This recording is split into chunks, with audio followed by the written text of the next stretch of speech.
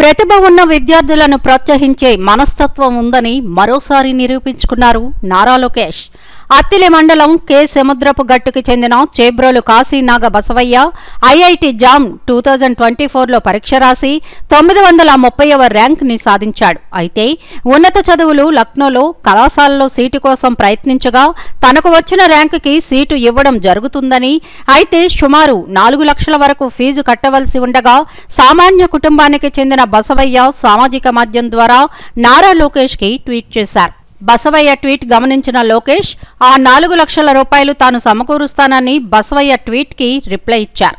నారా లోకేష్ నుండి సమాధానం రావడంతో బసవయ్యకి అంతులేని ఆనందం వ్యక్తం చేసి కృతజ్ఞతగా తనకు ఎమ్మెల్యే ఆరిమిల్లి రాధాకృష్ణని కలిసి తన సంతోషాన్ని వ్యక్తం చేసి నారా లోకేష్ చేస్తున్న సహాయం పట్ల కృతజ్ఞతలు తెలియజేశారు. తండ్రి లేని బసవయ్యని తల్లి చేబ్రోలు పద్మ ఉన్నత చదువుల కోసం ఎంతో కష్టపడి చదివించిందని గ్రామస్తులు తెలియజేశారు. నమస్కారం అండి, నా పేరు చేబ్రోలు కాశీనాగ బసవయ్య. మాది కేశంపురకొట్టు గ్రామం, అత్తిలి మండలం, వెస్ట్ గోదావరి డిస్టిక్. నేను రీసెంట్గా జరిగిన జామ్ 2024లో మ్యాథమెటిక్స్ పేపర్లో ఎగ్జామ్ రాయడం జరిగింది. ఆ ఎగ్జామ్లో 930 ర్యాంక్ సాధించడం జరిగింది. ఆ ర్యాంక్ సాధించిన అనంతరం సిసిఎంఎన్ కౌన్సిలింగ్ ద్వారా నేను తిరుపతి లక్నోలో డేటా సైన్స్ అనే గ్రూప్కి నేను అప్లై చేయడం జరిగింది. అది జరిగిన తర్వాత వాళ్ళు నాకు ఫస్ట్ రౌండ్లోనే నా మంచి ర్యాంక్కి వాళ్ళు సీట్ అలాట్ చేయడం జరిగింది. చేసిన తర్వాత ఆ కాలేజ్ యొక్క ఫీ స్ట్రక్చర్ ఇవన్నీ చూసేటప్పటికి మాకు అర్థమైంది ఏంటంటే ఈ 2 years ఎంఎస్సీడీసీకి దాదాపుగా 4 lakhs to 4.5 lakhs అవుతుందని మేము గ్రహించాం. ఈ ఫీ అనేది మేము కట్టుకోవడానికి మా ఆర్థిక స్థోమత అనేది చాలా తక్కువగా ఉంది. మరియు మా ఫ్యామిలీ ఆర్థికంగా వెనుకబడి ఉండడం దీనికి చాలా కారణాలు. అప్పుడు మాకు ఏం చేయాలో తెలియని సిచ్యువేషన్లో మాకు ఉన్న దారి లోకేష్ గారు అనిపించింది. ఎందుకంటే అతను రీసెంట్గా చేసిన ఐఐటి మద్రాస్ స్టూడెంట్కి చేసిన హెల్ప్స్ అన్నీ చూసి ఈయన రెస్పాండ్ అవ్వగలరని మేము గ్రహించి నా విన్నపాన్ని ఎక్స్ అనే ప్లాట్ఫామ్లో నేను ఆయనకి వినిపించుకోవడం జరిగింది.